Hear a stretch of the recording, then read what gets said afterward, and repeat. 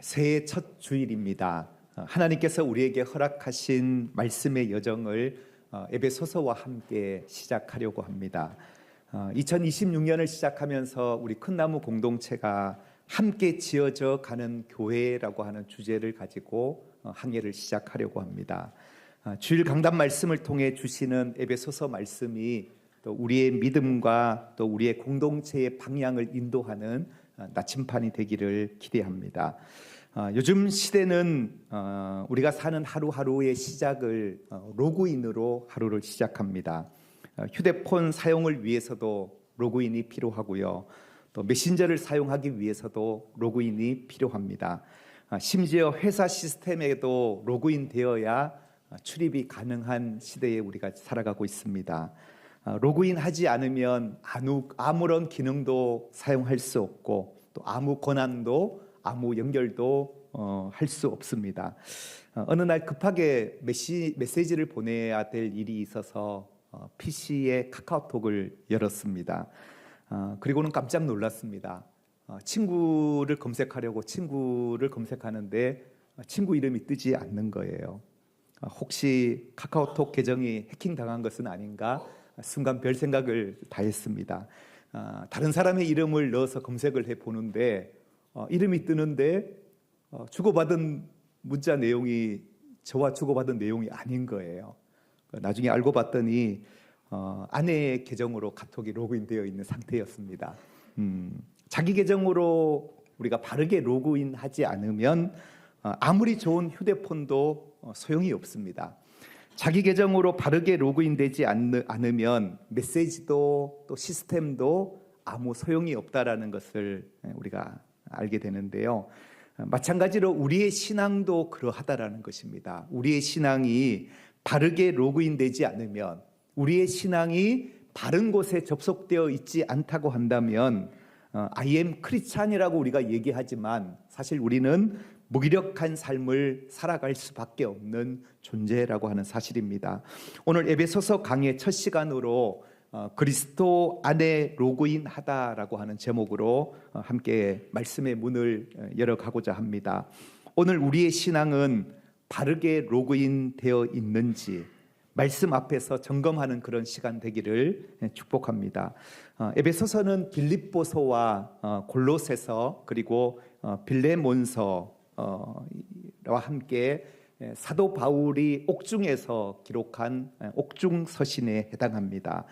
AD 61년에서 62년경에 기록된 말씀이고요. 또 바울은 잠시 옥중에서 풀려나서 2차로 투옥이 되게 되는데 이때 디모데 전후서를 기록하고 바울은 AD 67년경에 마지막 순교를 하게 됩니다. 에베소서가 비록 6장이라는 짧은 분량을 차지하고 있지만 그럼에도 불구하고 바울 신학의 주요 사상들을 잘 담아내고 있는 서신이 바로 에베소서입니다. 일찍이 요한 칼빈은 에베소서를 가리켜서 바울 작품의 면류관이라고 규정할 만큼 에베소서는 지난 교회의 역사를 통해 가장 많은 영향력을 미친 바울의 서신 가운데 하나입니다. 저는 설교자로서 바울 신학의 면류관이라고 하는 이 에베소서 말씀을 설교할 수 있다라는 것이 얼마나 영광스러운 일인지 모릅니다. 뿐만 아니라 동시에 이 말씀 앞에 서는 것이 설교자로서 또한 두렵고 떨리는 마음 또한 고백하지 않을 수 없습니다.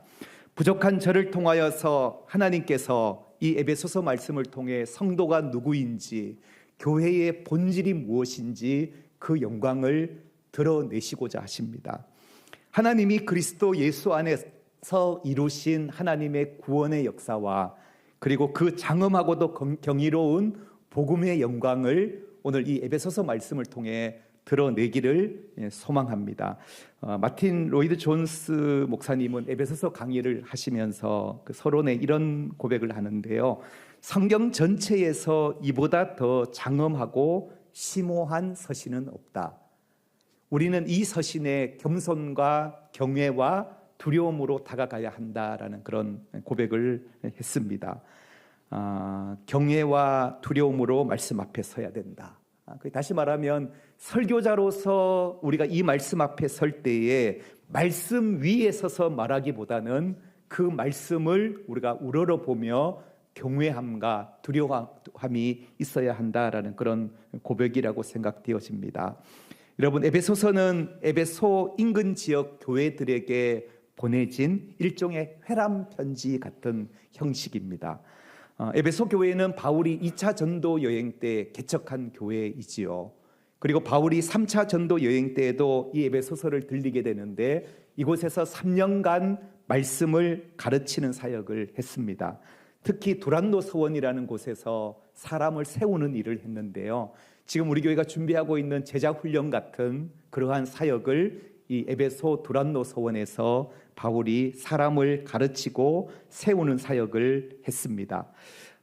에베소라고 하는 이 도시는 아데미라고 하는 신전이 세워진 도시의 중심에 세워져 있는 그러한 도시입니다.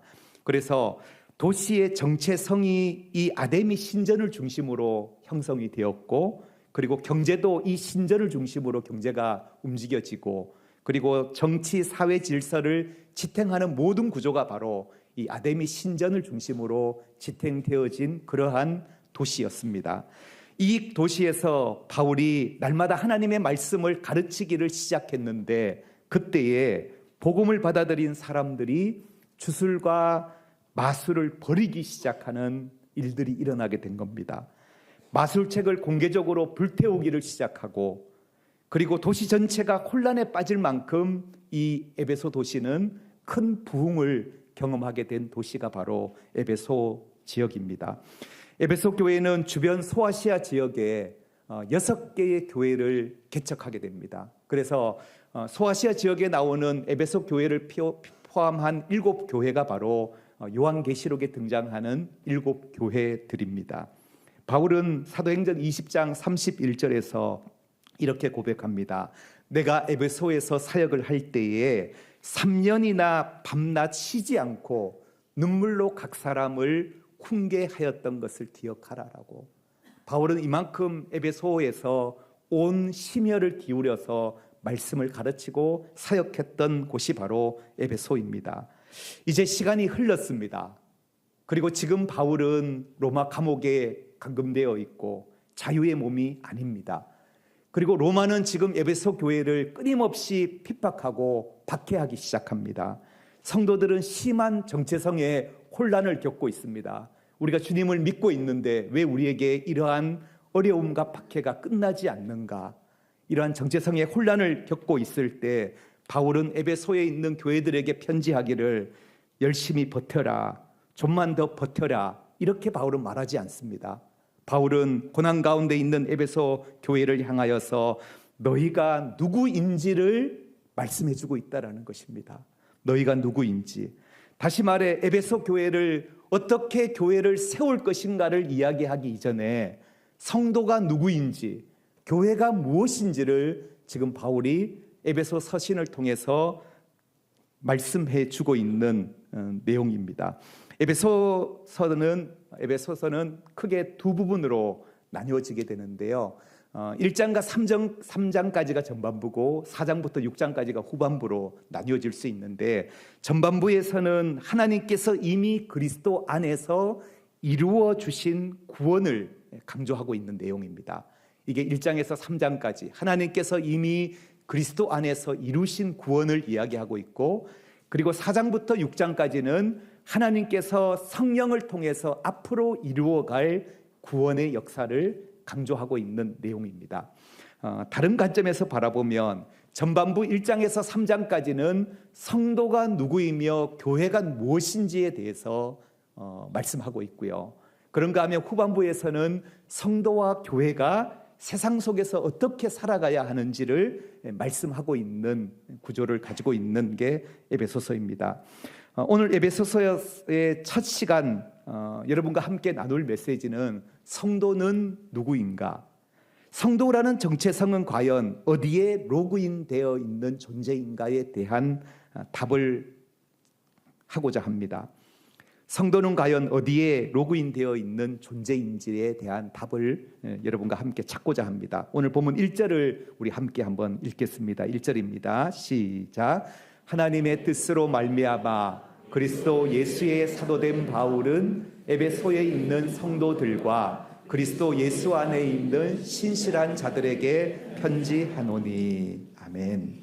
여러분, 사실 이 한 절 안에 에베소서 전체 신학의 기초가 담겨 있다고 해도 과언이 아닙니다. 바울은 지금 자신을 소개할 때 하나님의 뜻으로 말미암아 사도가 된 바울이다라고 자신을 소개하고 있습니다. 하나님의 뜻으로 말미암아 사도된 바울.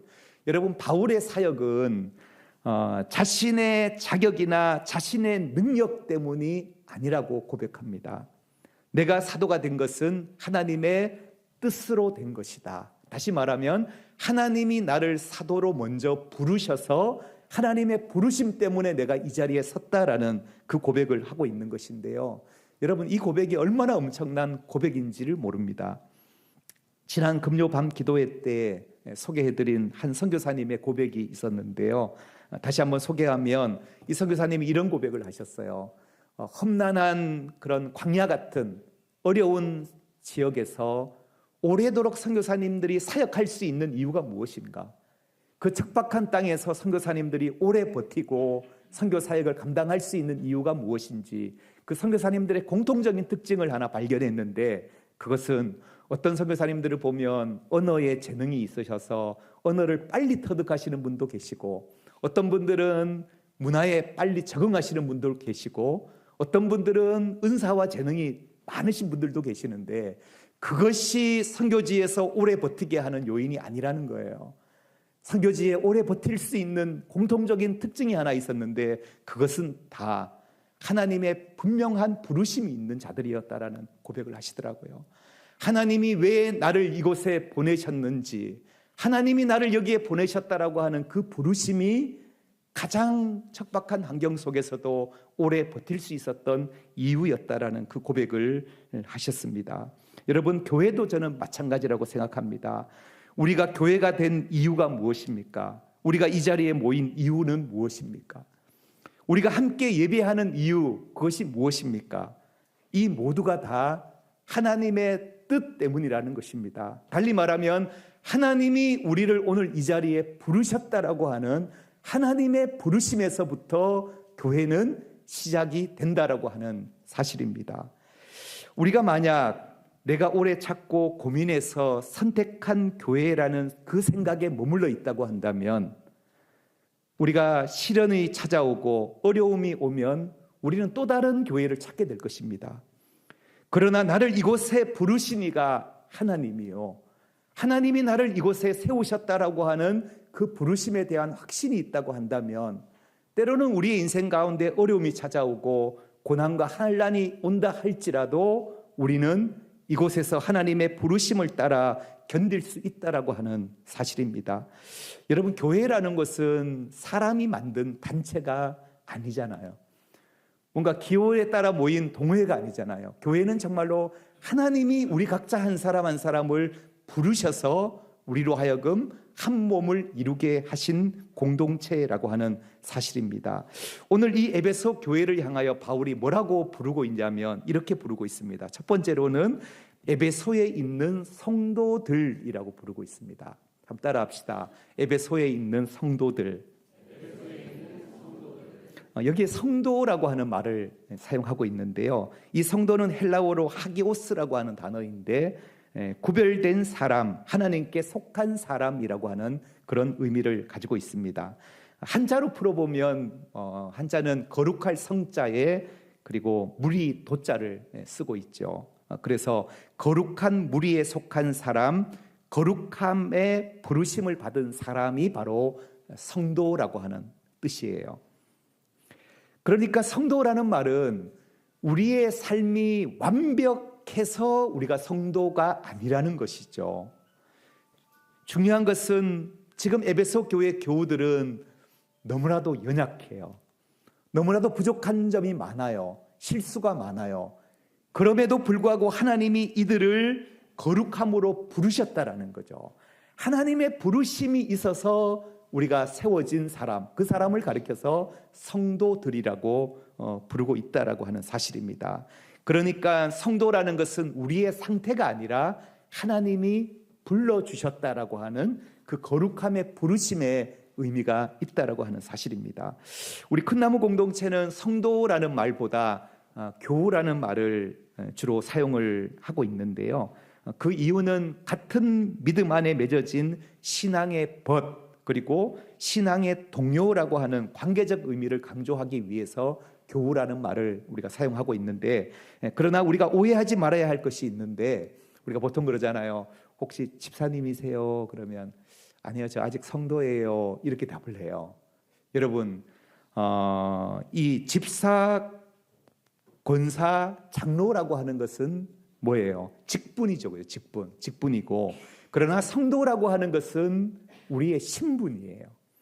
하나님이 우리를 세상 가운데 거룩한 존재로 하나님이 우리를 불러내신 우리의 영광스러운 존재가 바로 성도라고 하는 것이죠. 그래서 성도라고 하는 이 이름이 얼마나 영광스러운 이름인지를 깨닫게 되기를 축복합니다. 성도는 하나님의 부르심이 있는 자가 성도요, 그리고 이 성도라는 이름이 얼마나 하나님의 영광스러운 이름인가를 깨닫는 시간 되기를 원합니다. 오늘 우리가 임직 예배로 새로이 21명의 서리 집사님을 임명하는 날입니다. 우리 교회는 총 326명의 직분자들이 이미 재직으로 섬기게 되는데요. 하나님께서 우리에게 직분을 맡겨서 교회 일을 섬기게 하시는 것도 영광스러운 일이지만, 하나님이 우리를 집사와 권사로 장로로 세우기 이전에 먼저 하나님이 우리를 거룩한 존재로 성도로 부르셨다라고 하는 이 성도의 이름이 얼마나 영광스럽고 감사한지를 깨닫는 시간 되기를 축복합니다. 바울은 성도라는 이 용어를 결코 단수로 사용하지 않습니다. 성도들이라고 번역이 되어 있는데요, 늘 언제나 복수로 사용하고 있는데요. 그래서 신학자 케어드라고 하는 신학자는 이런 말을 했습니다. 그리스도인들이 성도가 될 수 있는 것은 거룩한 공동체의 지체들이기 때문이다. 우리가 성도가 될 수 있는 것은 거룩한 공동체 안에 지체가 되었기에 성도가 될 수 있었다라는 거예요. 성도라는 이름은 한 사람의 믿음이 아니라 함께 부르심을 받은 사람들이 모일 때 비로소 성도들이라 불려지게 된다라는 거죠. 우리 옆에 분과 이렇게 한번 인사해 봅시다. 당신이 계셔서 제가 성도입니다. 이렇게. 그래요. 이 인사에 깊은 의미가 있습니다. 우리는 홀로 성도가 되는 것이 아니라 하나님이 거룩한 공동체인 이 교회 안에 우리를 부르셨기에 우리가 성도가 되었다라고 하는 사실입니다. 그러기에 어느 개인도 교회 안에서 남보다 월등한 소명이나 지위를 자랑할 수 없습니다. 모든 신자가 동일하게 성도들이기 때문이라는 사실입니다. 오늘 바울은 두 번째로 에베소 교회를 향해서 이렇게 부릅니다. 그리스도 예수 안에 있는 신실한 자들이라고 부릅니다.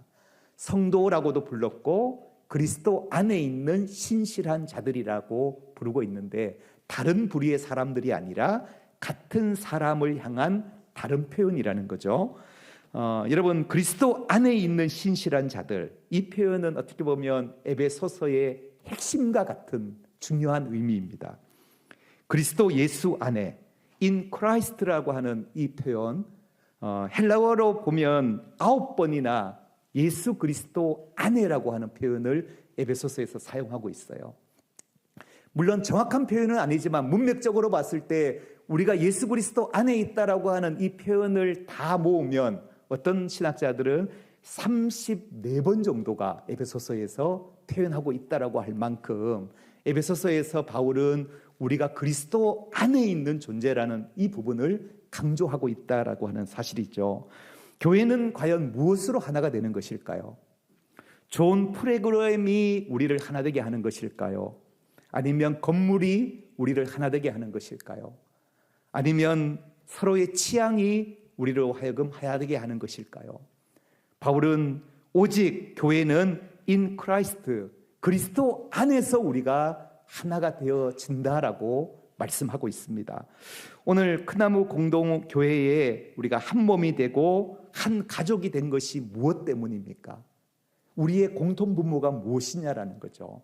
우리 모두의 공통분모는 우리가 다 예수 그리스도 안에서 우리가 성도로 부름받은 자들이라고 하는 사실입니다. 그리스도 안에 있다라는 것은 예수님의 십자가와 부활이 그분의 역사에서 우리의 역사로 전이된 경험이 있을 때, 그죠? 예수 그리스도의 십자가와 부활 사건이 그냥 그분의 또 하나의 사건이 아니라 나의 사건으로 우리가 경험되어질 때 비로소 우리는 그리스도 안에 속하게 되었다라는 거죠. 그래서 사도 바울은 갈라디아서 2장 20절에 이렇게 고백합니다. 우리 함께 한번 읽겠습니다. 내가 그리스도와 함께 십자가에 못 박혔나니 그런즉 이제는 내가 산 것이 아니요 오직 내 안에 그리스도께서 사신 것이라. 아멘.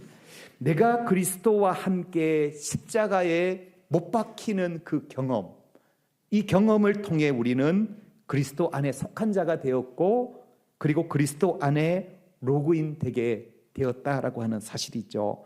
여러분, 로그인 되지 않으면 아무 고난도 주어지지 않습니다. 아무런 소용이 없습니다. 마찬가지로 우리가 그리스도 안에 로그인 되지 않는다고 한다면 우리의 신앙은 은혜가 흘러가지 않고 정체성이 흔들리게 되고 그리고 우리의 신앙도 우리의 교회도 결국은 껍데기밖에 남지 않는다라는 거죠. 정말로 우리의 신앙이 예수 그리스도 안에 진정 로그인 되었는가를 점검해 볼 수 있는 시간 되기를 원합니다. 오늘 에베소서 강해의 첫 관문이 바로 이것입니다. 나는 정말 그리스도 안에 있는가? 한번 따라해 봅시다. 나는 정말 그리스도 안에 있는가? 그래요. 나는 정말로 그리스도 안에 있는가? 우리가 이 질문을 해야 합니다. 어제 사역자들과 나눔을 하면서 푸른 교회에 나오는 우리 자녀들을 또 생각하면서 많은 대화를 나누었습니다. 우리 아이들이 영화부에서 청년 교회에 오기까지 거의 한 20여 년을 푸른 교회에서 자라게 되는데요. 그 기간 동안 내가 그리스도 안에 정말로 로그인 되었는가?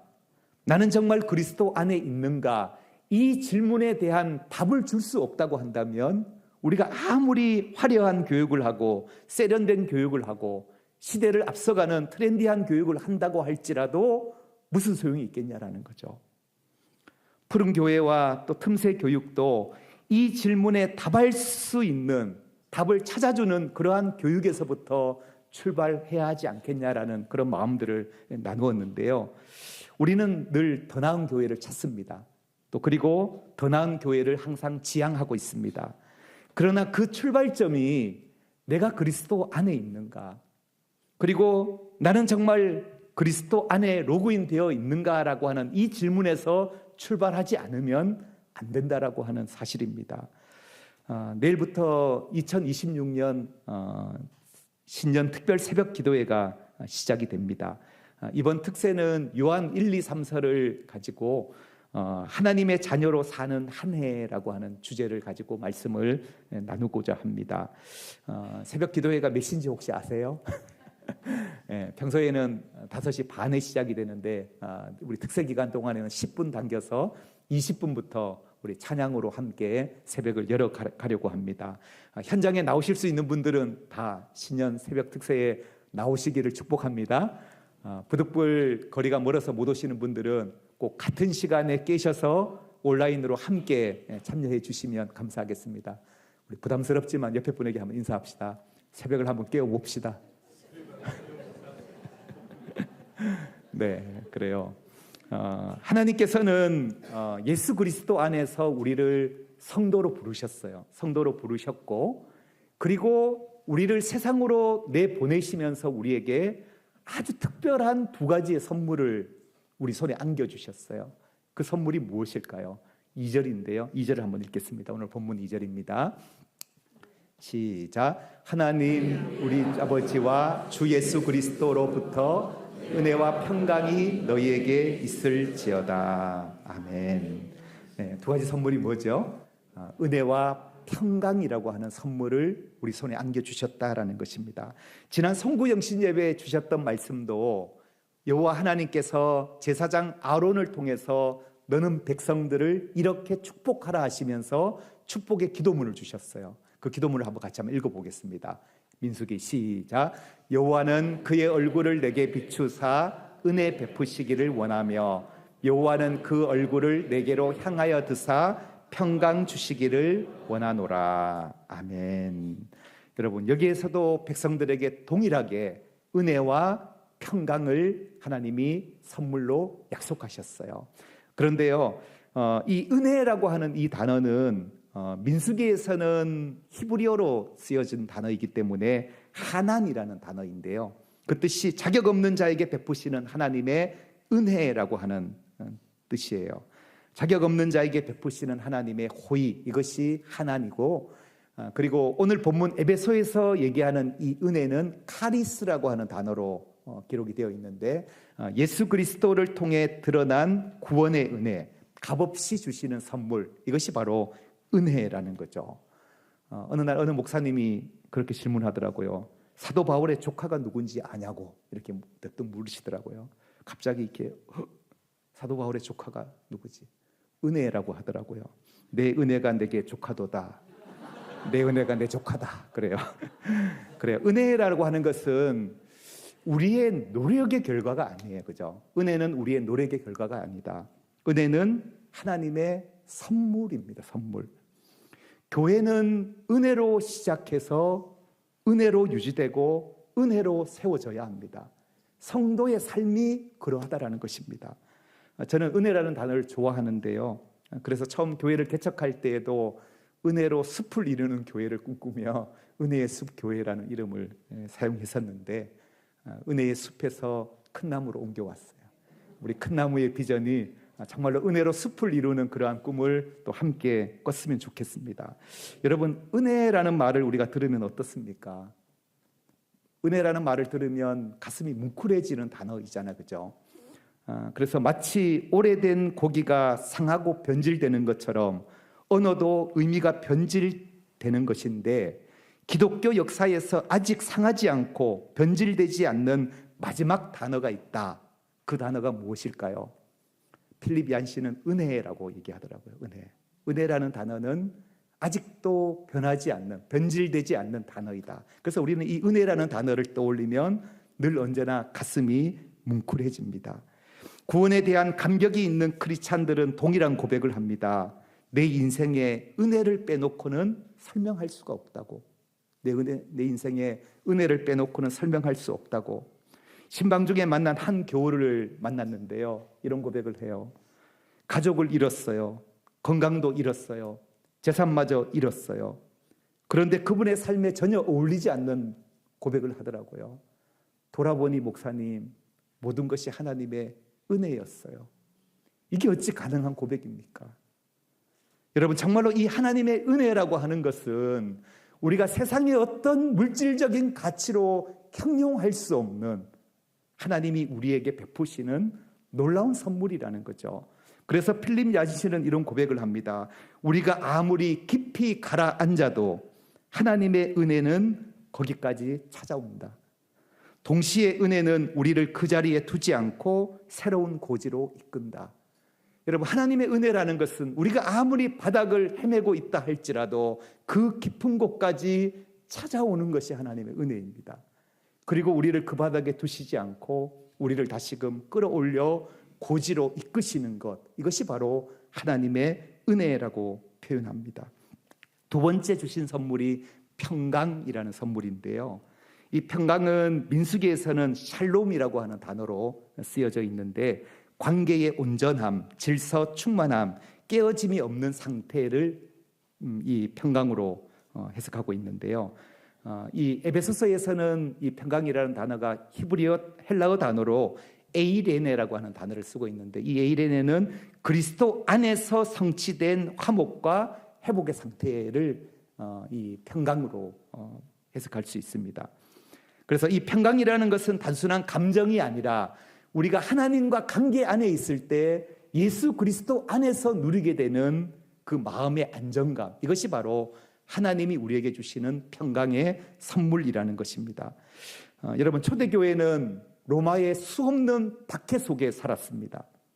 수많은 사람들이 예수를 믿는다는 이유 때문에 원형 경기장에서 사자의 밥이 되었고, 그리고 온몸이 꽁꽁 묶인 채 화형에 처해지는 그러한 순교를 받았던 사람들이 수없이 많았습니다. 그러나 목숨이 끊겨가는 그 순간에도 초대교회의 성도들은 하늘을 우러러 자신의 죽음을 영광스럽게 생각했습니다. 여러분, 그들은 로마는 성도들의 생명을 빼앗아갈 수는 있었지만 성도들 마음속에 있는 참된 그 평화는 빼앗아갈 수 없었다라고 하는 사실입니다. 하나님이 우리에게 주시는 이 평강이라고 하는 선물이 바로 그런 것입니다.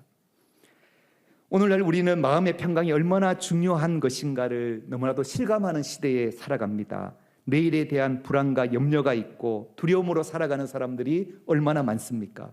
수면 장애와 정신적 장애로 괴로워하는 이들이 많은 시대를 우리가 삽니다.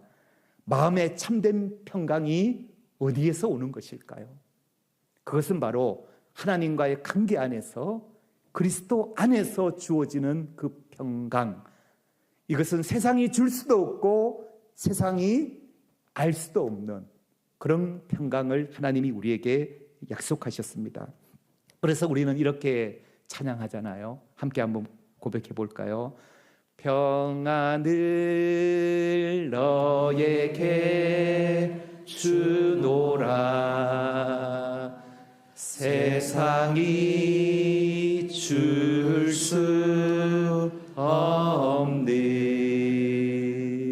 세상이 알 수도 없는 평안, 평안,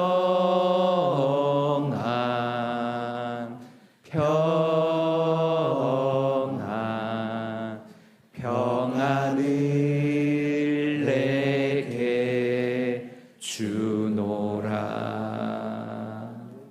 아멘. 여러분, 이 은혜와 평강이라는 것이 얼마나 하나님의 큰 선물인가를 깨닫기를 축복합니다. 하나님이 우리를 세상 가운데 예수 그리스도 안에서 성도들로 우리를 부르시고 우리를 세상으로 내보내시면서 이 은혜와 평강이 여러분에게 있기를 축복합니다. 사랑하는 교우 여러분, 에베소서는 우리에게 먼저 묻습니다. 무엇을 할 것인가가 아니라 너희는 누구인가를 묻고 있습니다. 교회는 더 많은 프로그램으로 세워지지 않고 더 열심히 있는 활동으로 유지되는 곳이 아니라 교회는 오직 누구 안에 있느냐, 곧 그리스도 안에 우리가 바르게 로그인 되어 있는가를 하나님이 묻고 계십니다. 오늘 새해 첫 주일 우리는 다시 기본으로 돌아갑니다. 그리스도 안에 접속된 존재로 은혜로 시작하여 평강으로 살아가는 우리 큰나무 공동체가 되기를 주님의 이름으로 축복합니다. 우리 함께 기도하겠습니다. 하나님 아버지, 새해 첫 주일입니다. 그리스도 예수 안에 있는 성도들로 우리를 불러주시니 감사합니다. 우리가 교회가 된 것은 우리의 선택이나 우리의 열심이 아니라 하나님의 뜻이었음을 고백합니다. 흔들리는 시대 속에서도 흔들리지 않는 정체성을 그리스도 안에서 다시 붙들게 하옵소서. 주님, 우리의 신앙이 형식에 머물지 않기를 원합니다. 그리스도 안에 바르게 접속된 삶이 되게 하여 주옵소서. 예수님의 이름으로 기도드립니다. 아멘.